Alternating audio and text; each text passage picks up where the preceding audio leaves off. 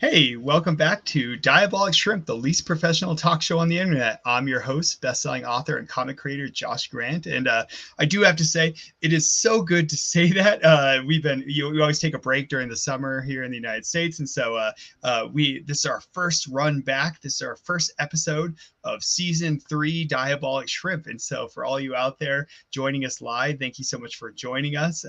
For everyone that's joining us later on, thank you also. So if you ever want to ask our guests anything on this show, we always love being an interactive show. Go ahead and throw all your comments over there in the live chat, or if you're watching this later, hit those comments down below, and I'll happily pass those on to our guests. And so today's guest, he's been on the show before. He is a wonderful guy. He's like a lore master is what I would call him. He's created this whole multiverse, and we're going to get a chance to talk all about this multiverse. His name is Konn Lavery. And sorry, Konn, if I put your name, I meant to ask you beforehand. Konn is a Canadian author and graphic designer with an interest in transmedia storytelling. We'll talk a bit about what that is later. And he loves to introduce music and artwork into the stories throughout a series. So we're going to talk all about a series in just a second. But first, a word from our highlighted books. We love to highlight books on this channel. Today's highlighted book is actually one of mine. Another Zombie Apocalypse is coming up in just a month. We're finally going to be releasing this one. It's a whole series. Since we're talking about multiverse today, this is my multiverse here of zombie multiverse. There's a whole bunch of short zombie stories that are told, and different things happen, but they're all connected. But we're going to talk all about another multiverse today. So Konn has been waiting in the wings here, and so let's bring him on. Konn, welcome back to Diabolic Shrimp. Yeah, thanks for having me, Josh. I'm excited to be here.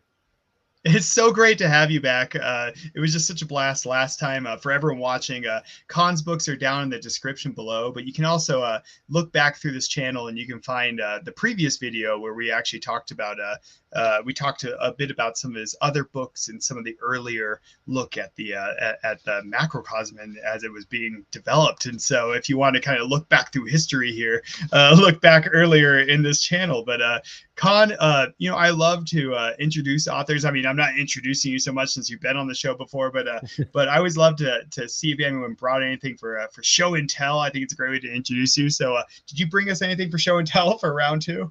I did. So these are goggles that a friend gave me. They are authentic. They actually are World War I goggles that fighter pilots used, because before they really invented like good masks, they just had this little nose cover to protect you from the cold. And it's like half your nose too. Yeah. So apparently really difficult to ever get the glass replaced because they don't make World War I goggles anymore. So that's incredible though. History. No kidding. I was like, and well, that's just amazing too, especially from that time period of like, since aviation was kind of a brand new thing then, so it's like, I imagine for them it was probably like a whole different experience of like, what do we give our pilots? I don't know, just put a bag over their head or something. So well, that's too much. Well, those will be well, since I was just talking zombies. It's like you can wear those during the zombie apocalypse, and exactly. You'll look like a cool marauder or something. So well, Konn, we're here to talk about your newest novel.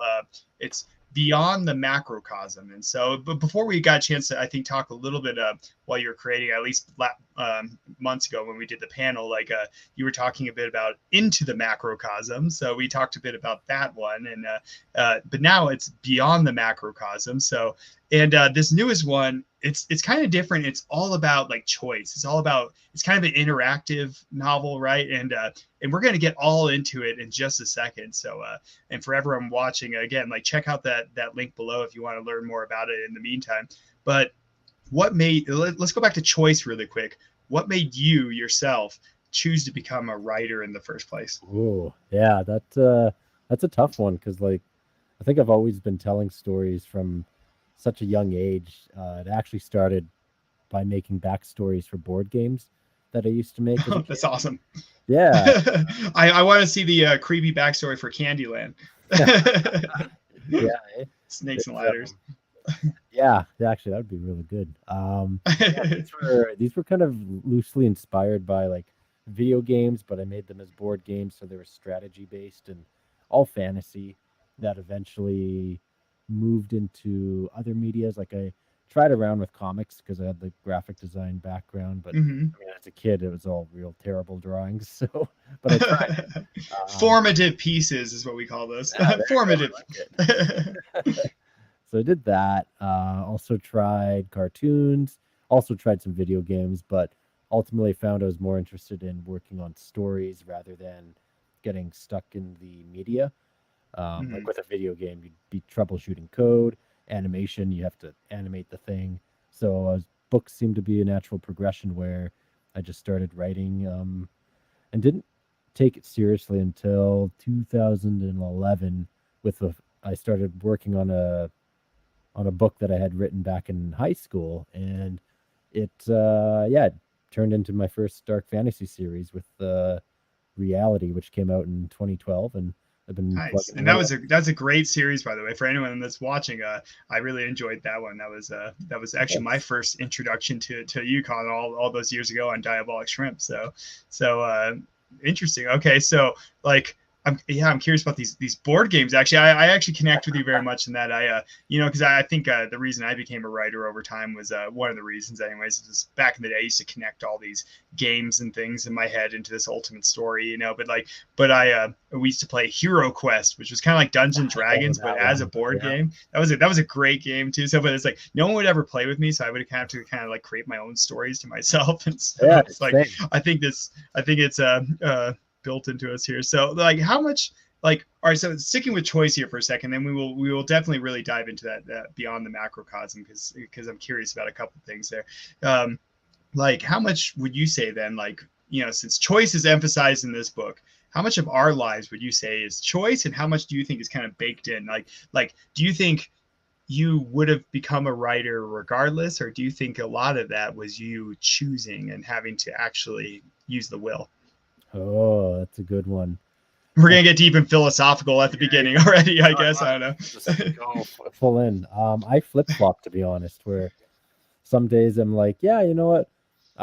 My actions have a direct result on the world around me and what I do, and then the next day I'll be like, yeah, you know what? Everything's kind of deterministic and it's all been kind of set in play. It's kind of like a dominoes effect. So I truly am not sure. It depends on what day you ask me. Right now, I'm Nice. kind Well, of and leaning towards the choice. Hence, I guess why I nice. wrote that book. Well, I was like, I was asking this especially because in an interesting way, like having to be the middle of the road is almost like when you're creating a book that like emphasizes choice. It's like you almost have to be that. It's like you have to create this story that's going to go somewhere, but you also have to leave enough room for a choice. And it's just interesting to hear your philosophy on that. So you are going back to that transmedia storytelling. You're a big proponent of that idea of transmedia storytelling. So tell us a bit about that. Yeah, transmedia storytelling was a term that my old college instructor had told me about when I was going to graphic design school. And it's basically the method of applying different medias to tell a greater story. And most people are familiar with transmedia storytelling, just not the word. So, like Star Wars, Game of Thrones, those would be like big intellectual properties that are considered transmedia storytelling because they have comics, video games, action figures, movies, cartoon series, and it's all telling a bigger story than just the one movie or the one thing. It's pulling in all those medias to really make something enjoyable. Like everyone knows that famous, actually, there's a few famous Star Wars songs, but that paints a story in your head, which leads Mm-hmm. into like Darth Vader walking down the hallway or something. So transmedia storytelling is all about bringing medias to tell something bigger and something I like to do. Much more difficult on a very small budget because I'm one person, but Yeah, indie yeah, authors. yeah, and I was able to hone in a lot of my hobbies and skills. Like uh, design is the actual bread and butter. Writing's obviously my big passion. I'm also a like hobbyist with music, so I know a lot of these different creative types and will bring people in to help build an immersive experience of the macrocosm, which is the thing I've been building for a very long time now. Well, I'm fascinated from you then. So like, how much it's like, which comes first, the chicken or the egg? So it's like, do you go into these stories like already in mind, like I'm writing this story, but I already want to create music with it, or I already want to create images with this, or is it like you start writing and then you're inspired by something, or maybe you have an image and then you go to writing? Like, I mean, maybe it's all the above, but like, how much of that is like what kind of comes first? I'm fascinated. Usually the writing comes first, then I just start, yeah, hearing typical things, or I listen to this radio station called DI.FM, or I guess it's a web radio, and they have all Uh, sorts of electronic music, and depending on the time of day you listen to, you'll get different moods. So when I'm writing, that stuff inspires me a lot. Then I'm like, oh, that this type of genre would really work well for it, and that's where the music gets inspired for that. And same with a lot of the visuals. It was about finding ways that would best suit the book, the genre the book falls under. So like the fantasy ones tend to be more line work oriented, and a lot of the horror ones that I do are more mixed media, so I can really make disturbing or grotesque kind of imagery. yeah, well, it's like I find this just interesting because weirdly I'm actually like fairly new to comics, I guess, and like doing some of the graphic design kind of piece of it, and I've taken on more and more of that as I go, and I find it interesting, kind of like what you were saying. It's like where I'm an indie author, and it's like you have a budget and everything, and it's and you have to kind of like figure it out through your budget, but it's like so but through all that, through like trying to figure out what I could do with these things, it's like I started drawing a lot of these things myself and doing character design myself and stuff. And interesting enough, it's like through that experience, it's like I don't know, I think it's a really cool experience that I kind of like hope more authors will actually do, because it's like I'm turning Fifth Ascendant, which is my brick of a fantasy book, but I'm turning that into a comic, and it's a Ooh, huge long series. Is going to be broken into like 8 parts, and they're all like 70 or 80 pages long, and so it's this huge nice. beast of a project. But it's like designing characters and stuff. I'm finding it's interesting. It's like I took these things that I built this whole world and I love it, but it's like designing the characters from that. It's like I learn a lot, I guess, through like trying to actually draw the characters, where I'm like, oh, maybe that's where they got this clothing from or whatever, and then it actually inspires the story. It goes back and forth. So do you find Yeah. that happens for you? Does it like the imagery inspire the story, or Oh yeah. Yeah, I'll find that'll happen too. Like something will work as the base, and then it kind of ping pongs back and forth where, yeah, like, yeah, I'm kind of doing it with the current work in progress of mine. I'm working on the story while I'm trying to define the interior illustrations and what method I'll use for them, whether it's just like pure line work or bringing in photos or yeah, doing something a little more hands on. So, but those visuals end up inspiring what I do with the actual story. It's like, oh, the I like where this is going. It's a lot grittier and a lot of texture, so the writing should almost reflect some of that in the description and the voice of the story. So yeah, it kind of goes back and forth constantly. it's starting to affect me where I'm like, don't write elaborate clothing in there. It's like make it Yeah. simple. No. So like what has been going into that, I guess, like what has been one of your most difficult pieces to produce outside of the writing piece? So like going into like just the multimedia that you've attached to it, like Oh. what has been one of the more difficult ones to produce? Um.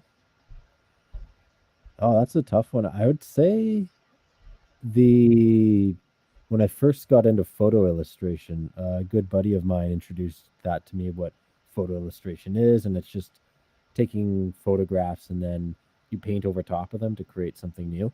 And you can sometimes mix them in with collages. So that whole process was new to me because I wanted to.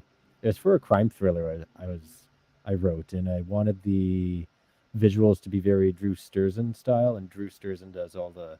I might be messing up his last name, but he did all the posters for like Star Wars and Predator and Terminator.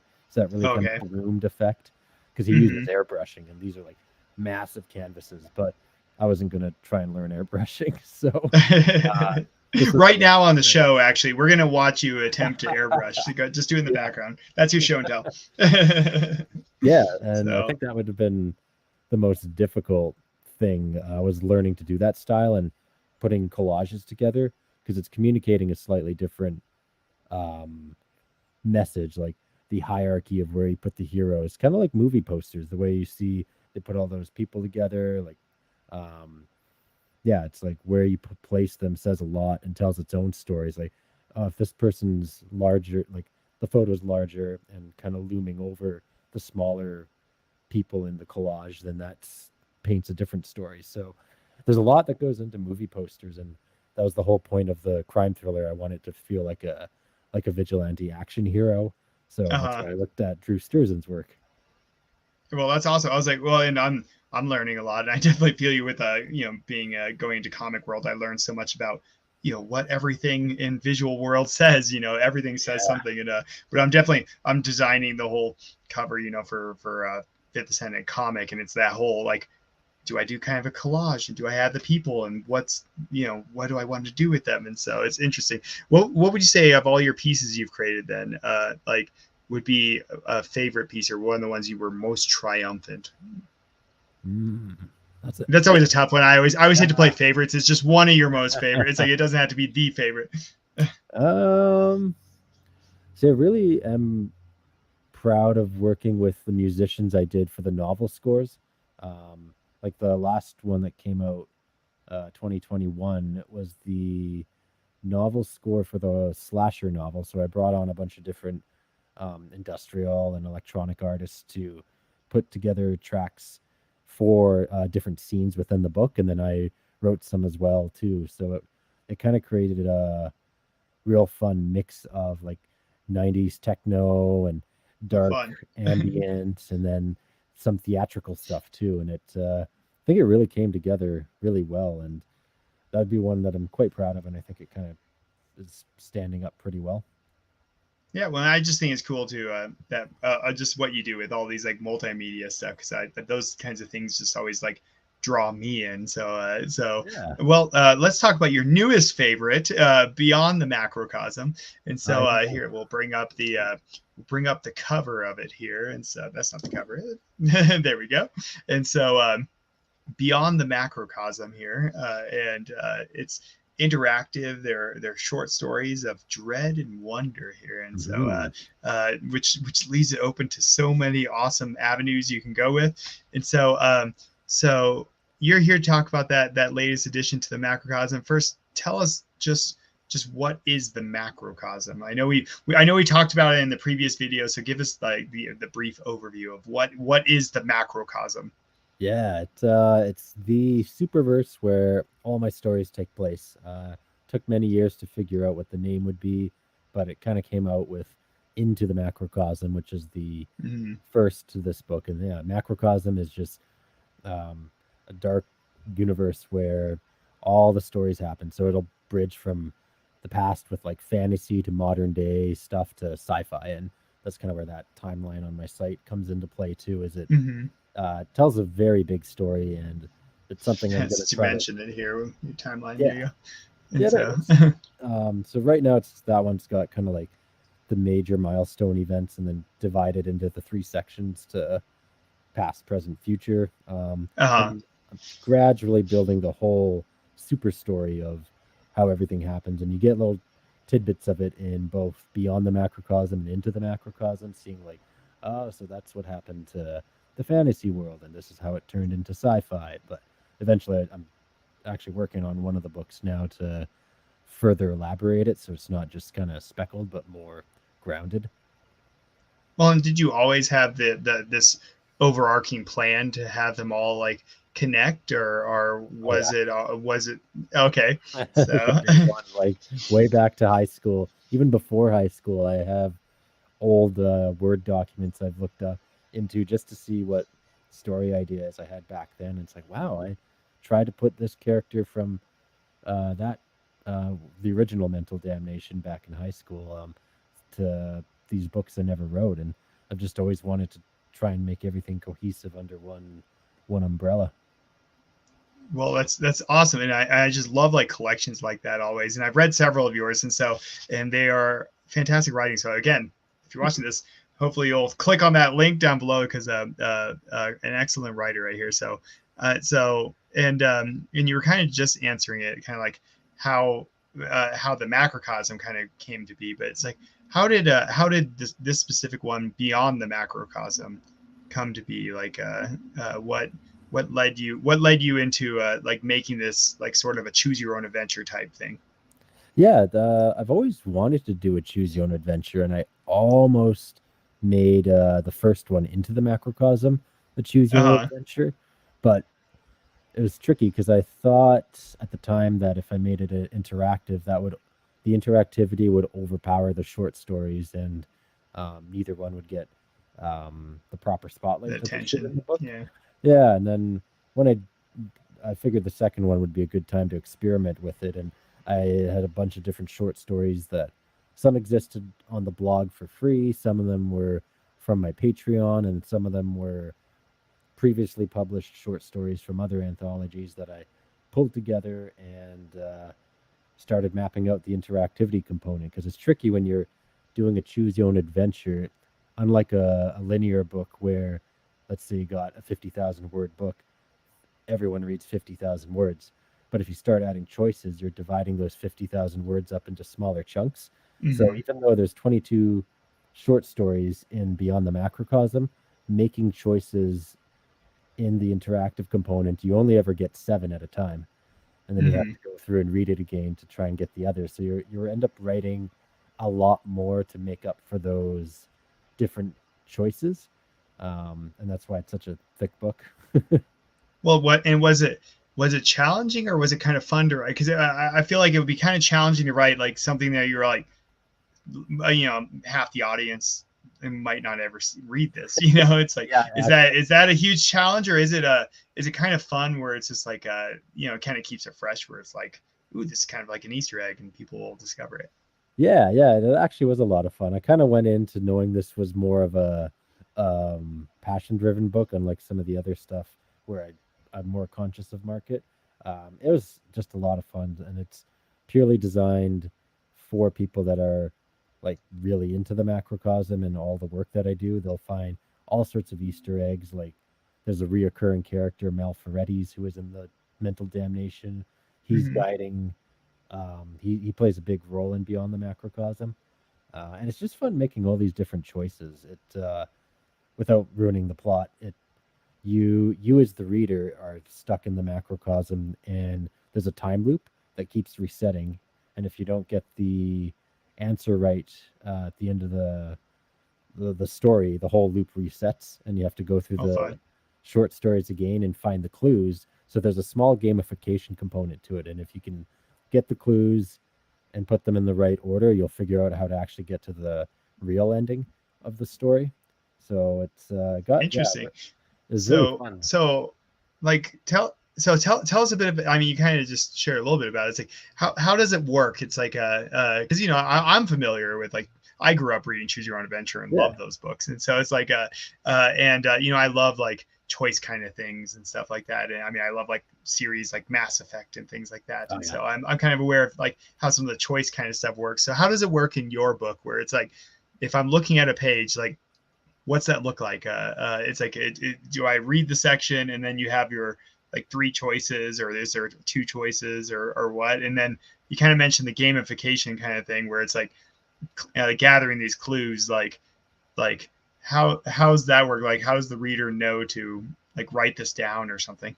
Yeah, that was the tricky part. I had some beta readers help me, but like yeah, Uh as you're huh. going through the story, it gives you an introduction before the book starts. It's like at the end of certain pages, you'll be prompt with 2 or 3 choices, and it'll say turn to page 20, turn to page 58, or if there are no choices, you just keep turning the page like a regular book. So there's those choices, and that's how you get to navigate through the macrocosm.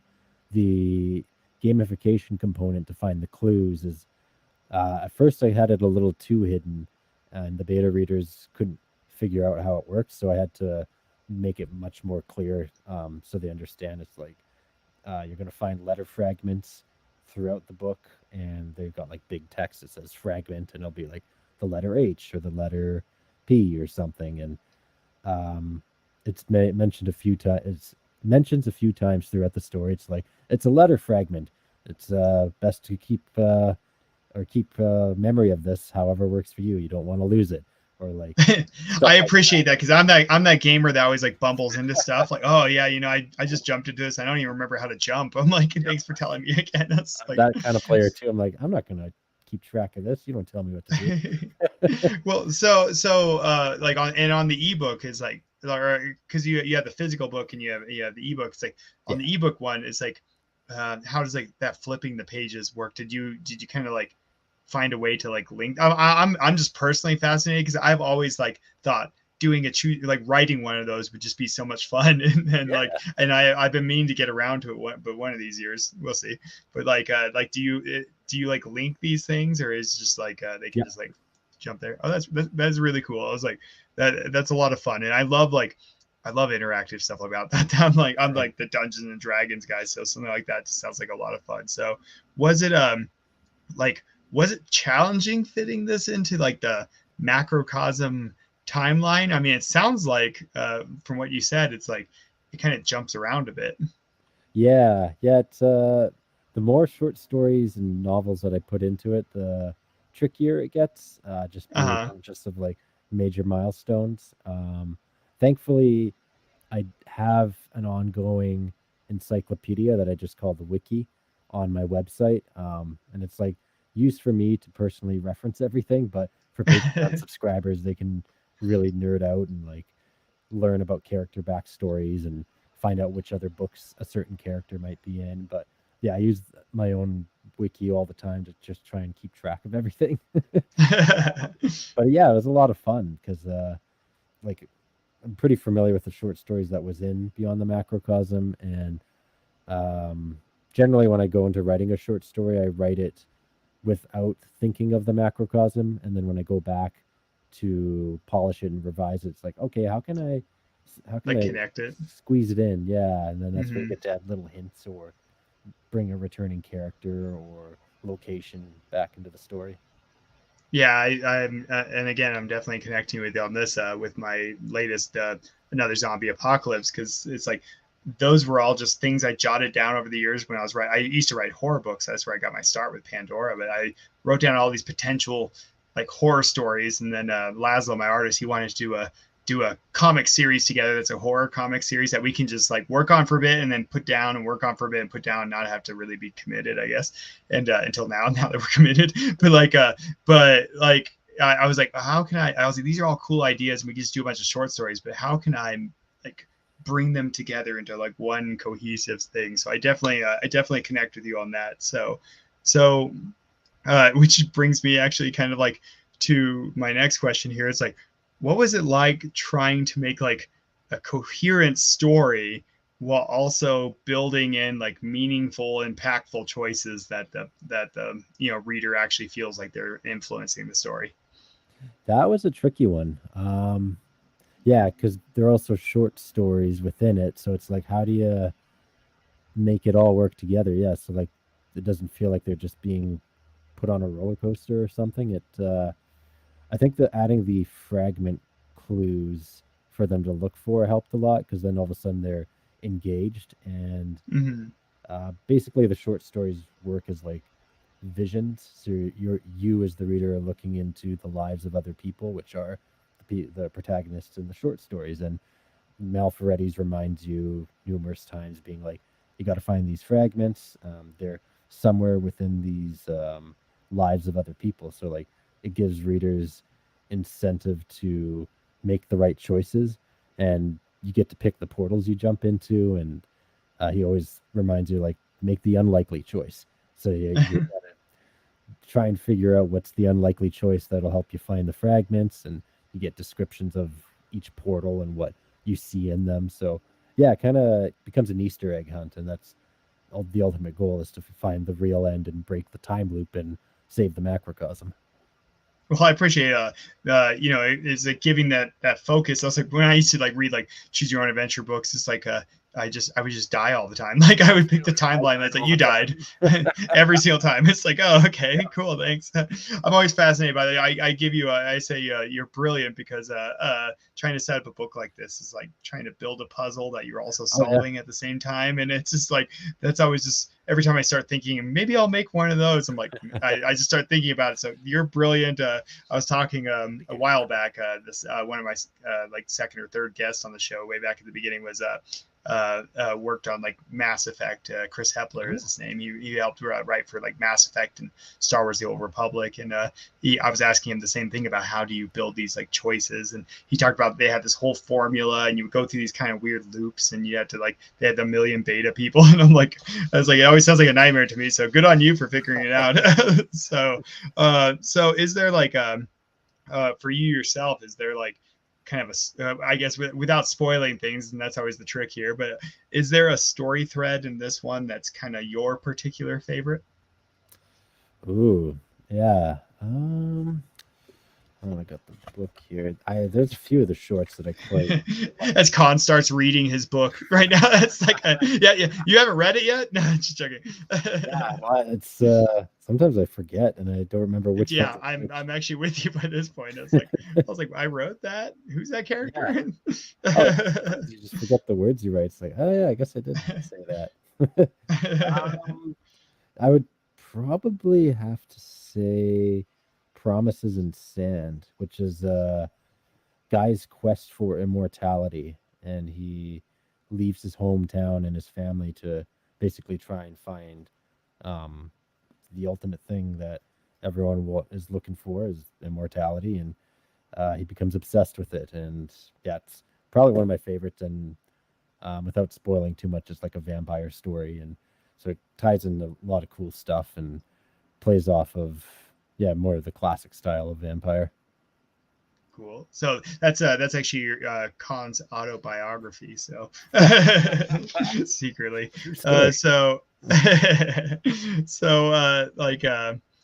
being a comic creator, by the way, I'm a huge visual guy always, and so so tell us a bit about I don't know if you can see this okay, right? Your cover Beyond the Macrocosm here, and so like tell us a bit about like your cover and like what that represents. Like, why did you go about this kind of design choice? Yeah, this one was fun because it was purely digital. Where I tend to use a lot more mixed media for all my other in sprays, air sprays, or whatever, airbrushing. With this I just went purely digital. It was super fun, and it's got kind of like it's a loose abstract shape of a skull, but showing real. I actually never even noticed that before. So really subtle with like the two white blops in the center, and the black in the near the text also makes it more readable. But yeah, it's kind of showcase like cosmic horror, because in Beyond the Macrocosm, the way you're trying to save the macrocosm is because there's a giant rip in the sky that's tearing across reality and taking everything with it. So that's the rip, opening up and tearing apart the macrocosm. So it's interesting, because I was looking at it. I was like, having read some of your work, I was like, okay, what could this represent? I was kind of thinking that like ripping open of the macroverse there, or macrocosm, and like and I was thinking because into the macrocosm that you kind of had this like there was that pillar, and I was thinking that's exploding in this one, right? And so so who knows? And so all right, so here I'll bring it back to us here. That and going back to your timeline. Oh, sorry, actually I'll bring us back to the timeline here. So going back to the timeline one last time here. You already kind of like share with us like it's kind of all over the place, but where does like Beyond the Macrocosm kind of fit into the timeline? Is it like all across the timeline, or is it like kind of like one thing from each, or it'd be across all the above thing? Yeah, so I'd probably put it just below Into the Macrocosm in the far right. The very last book basically would go there. Because it jumps through time. So it exists outside of the timeline. So then I'm curious, like what's coming next, because you have all this kind of building through. It's like past, present, future, and then you have Into the Macrocosm, where it introduces the macrocosm, or I mean, they're all kind of introduced the macrocosm, and then you have Beyond the Macrocosm. That's kind of a nice, it's like almost a nice homage, and looks back at everything, right? It's like and so what is beyond the macrocosm then? Like, what is there anything that falls past this, or is this it? And then you're gonna focus future wise on like filling in some of the gaps here. Pretty much that's the main goal right now, is telling the story, the whole arc, more cohesively. A current work in progress I have is a dark urban fantasy, so it takes place in the modern world, but it pulls in all that fantasy stuff from Mental Damnation, so it's really cohesive from that standpoint. Then eventually I do want to dive more into the sci-fi part of things, because I've never actually written a full novel. That's only been the short stories that are building the future. But for what's beyond the macrocosm, I have some loose ideas. We'll see where I go. I don't know where it's going to go right now. So yeah, it'll be before the macrocosm. It'll be like starting it. So, so all right. Well, since you brought in so much choice into this, I figured it'd be a bit fun to play around with choice a bit. And so we're going to play a quick game of choices, and then we're going to read just a bit from Beyond the Macrocosm and round out with a bit of the macrocosm. And so we have 8 choices here, so big choices from across pop culture here. And so you get to let us know how you choose, and the audience will judge you about it entirely, just so you know. So choose well. So here we go. So going Star Wars. Here we go. Star Wars, Jedi, Sith, bounty hunter, or that weird thing in Jabba's lap. Which one would you choose to be? Probably bounty hunter. Nice. I'll be the weird rat thing in Jabba's lap. I'll ride on your back or something. And so, all right. So what's all right? Here we go. The Matrix, like red pill or the blue pill. The blue one was stay in the Matrix, and the red one was I actually had to look this up. I was like, I actually don't remember. I wrote this question, and I don't even remember. So blue pill is like stay in the Matrix and forget kind of, and just kind of live life in the Matrix. Red pill is like lead the Matrix, have a tough life fighting robots. Yeah. I always love the hilarious internet meme where Neo takes both of them. But I guess the red one, might as well wake up, see what else is out there. As you say, he takes both of them and just turns into John Wick or something. Yeah. And so I was always thinking, I was like, I'll just take the blue pill, because like later in that movie, you see the guy that wants to be put back in the Matrix, and he's like having a steak, and I just thought that steak looked so delicious. So I'm like, all right, blue pill all the way. And so all right, so Lord of the Rings, keep the ring or destroy it. That's tough. You know what? Yeah, I'd destroy it. Yeah. I think that's ours, precious. Yeah. So. I won't end up like all that. Right. He lived a good long life. He was living free. He was living off the land. It was great. And so, all right. So here we go. You're the Harry Potter sorting hat for yourself. Which house do you choose? Oh, I don't know. If you remember Harry them. Potter very well. No, I barely. You have like the hoity-toity Gryffindors, and you have the evil Slytherins that are always just evil for some reason. And then you have like the 2 houses that don't matter. I'm gonna get it in the comments for that. But I'd go with the Slytherin, because I always liked the name. Nice. And so, all right, Star Trek or Star Wars? Star Trek. All right. Okay. I was like, which Star Trek then? I have to know. That I would say, the Next Generation. Nice. I was like, I was always a big Deep Space Nine guy. So, nice. All right, Dungeons Dragons time. So, what job would you pick if you? I don't know how well you know Dungeons and Dragons, but like think fan type thing. Yeah. Ooh, I can't. I think do they have clerics or paladins? Both. Both. Clerics are more like healers. Yeah. Whereas Oh, paladins are a yeah. little bit more on the fight side of things. Yeah. See, I like to play those in RPGs, but if it was me, I'd probably have to go with they have druids, right? Mm-hmm. I'd go druid. All right. And so I was worried you say bard. Everyone says bard or assassin. And so so No. all right. Here we go. Here's probably our toughest question here. GIF, GIF, or JIFE? GIF. Technically GIF, but Proper. like That's proper. everyone says GIF. And that's how language works. It evolves. Or in my case, it just kind of devolves as I write. I'm like, it's just getting worse. And so, and then this one's always near and dear to my heart since I'm working on all the zombie stuff lately. It's the zombie apocalypse. Are you going to go it alone? Or are you going to team up? Oh, yeah, definitely team up. I'm not going alone. I did a zombie run once to raise money, and I did it with all these, took all these kids, and we did the zombie run and stuff. And there's Cool. people that dress up like zombies, and you have to go through obstacles, and you have like little football flags that are like your life. You Oh. know, you have like 3 of them, and but these kids pushed me into the zombies, and like I lost like 2 of my lives right off, and like they took off, and I was like, okay, you know, I used to be the team up kind of guy, but now I'm like, no. I was like, Nope. I'm going it alone. In fact, I'm going to be the person that turns into a cannibal right off and just start eating people. And so, all Survival of right, the so let's fittest. let's dive in.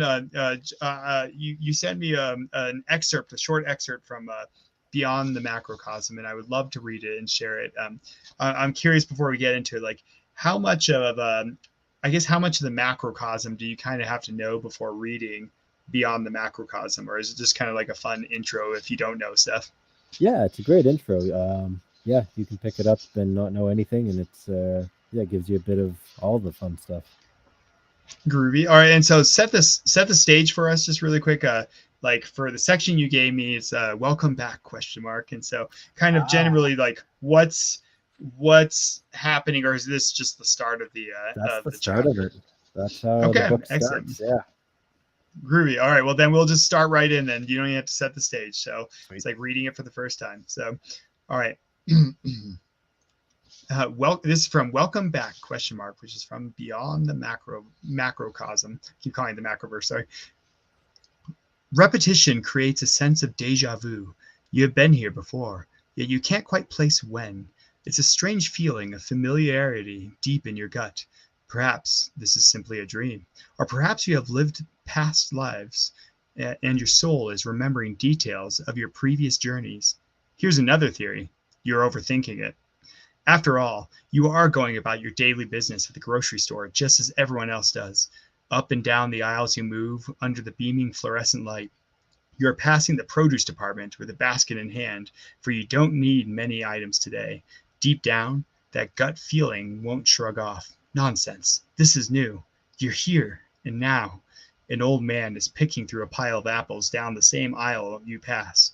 Your presence catches his attention, and he gives a crooked smile that raises his wrinkles. His hand is shaky, but he manages to grab the perfect, shiny, unbruised crimson apple. Always pick the right one, he says in a high-pitched, croaky voice. You're unsure if you smile or not, hurrying on with your shopping. If you pick the easiest one, pulling you in or at random, you'll end up with a bad apple. You want the good one, the unlikely choice. Boy, they should keep these signs organized. It's all out of order, meaning you have to keep track of the letters of each sign yourself and move them around to know what order they go in. His voice fades as you pass him, making you realize he is talking to himself more than you. Plus, in your life, you can't stop and chit chat with every old man you see. What about you? You certainly have enough going on already, right? Onwards, you pass the produce department, going past an end cap full of sour candy boxes with big bubbly white letters stating choose with a Z. Below the title is the flavor nut grape. You're unsure why this catches your eye, but it does, and you focus on the overly optimistic, wide-eyed blue ghost on the box. The ghost's black tentacle-like hair and white eyes are rather horrifying for a candy mascot, and it keeps you transfixed. You focus on every curve of the line work in the dark to light blue shading that make up the form. While you're being pulled into this mascot's hypnotic power, you fail to realize that your basket is now missing. A high frequency rings in your ear, damping out the top retro 90s playlist on the radio. In fact, the whole grocery store begins to liquefy as if it were paint. You don't care if the whole room is missing or not, because this cartoon character keeps you entranced. There's only the nut grape chews box and you in this dripping space. The gaze you have on this box is so mind-sucking that you'd think you're about to enter a deep slumber. The whole grocery store melts together, mixing its colors with each other, creating a mucky gray as they fall endlessly below you. This is abnormal from a daily experience. Is it familiar? Only you can answer that. And then knowing my luck in Choose Your Own Adventure, I died. It's like, and you died. Start over again. Before you begins, you died. I always just love just your ability to paint a picture and just draw you in and walk you through it. It's like, and in a sense, I think this is kind of fun because it's like the old man's talking right to you about choices and making those unlikely choices, and so it's I just think that's fun. So yeah. And then the murders began. That's how I always start every book with. So, well, Konn, it's just a blast getting to dive into back into the macrocosm with you. I'm really excited to see where it goes. I know for anyone that's watching out there, again, if you're watching this later, since I posted this video so late, if you're watching this later on, definitely leave those comments down in the description below there or in the comment section, and I'll always happily pass anything you have on to Konn. And you can always reach out to him directly and his website down there, and his books are also down in the description below. But Konn, how else can we support you as a community, Diabolic Shrimp? You've been with Diabolic Shrimp for a long time. If anyone's watching this doesn't know what that is, diabolicshrimp.com is the website that we're attached to on here. It's a great community. We're a wonderful support community. So is there anything else that we can do to support you? No, that's great. Yeah, if you enjoy the books, share them around. I think books and stories are meant to be passed and given to people. So yeah, definitely do that if you enjoy reading them. Groovy. And it's time for the final word, since we're running down on time just a bit. And so Konn, what is it that you want to leave our viewers with, knowing about the beyond the macrocosm? Sorry, I'm putting you on the spot. I didn't prep you for this. So what is the big thing you want to leave them with about the macrocosm or about beyond the macrocosm that you would love for them to walk away with after this video? Oh, to leave with. We'll get philosophical. Live life by your actions and know what consequences those might have. All right. Because if you have my luck, you die left and right in the choice game there. So be careful. No, so big world. All right, Konn, it was fantastic having you on. I'm going to send you back below into the microcosm down below, and then so hang out for just a second. Well, sure. Well, that was Konn again. Like, all of his books are down there in the description below. Definitely check them out. Wonderful guy. I've had a chance to speak to multiple times. Heart of gold. And so definitely go out there and support him and have a little bit of fun with this new one. It's interactive. Always has a lot of like multimedia in there. So definitely check out Konn's books down there. If you like to support this channel or Diabolic Shrimp in general, go ahead and hit that subscribe button down below. Go ahead and hit that like or leave us a comment. We love being interactive. We love getting in touch with you or connecting with authors you might enjoy. Check out diabolicshrimp.com. My books support a whole bunch of wonderful causes that are universally good things, like childhood disease research and ocean exploration and things like that. So definitely check those out. But it's so great being back for Diabolic Shrimp Season 3. We have a lot of cool videos coming up here. There's a lot of cool things that are going to be happening on Diabolic Shrimp.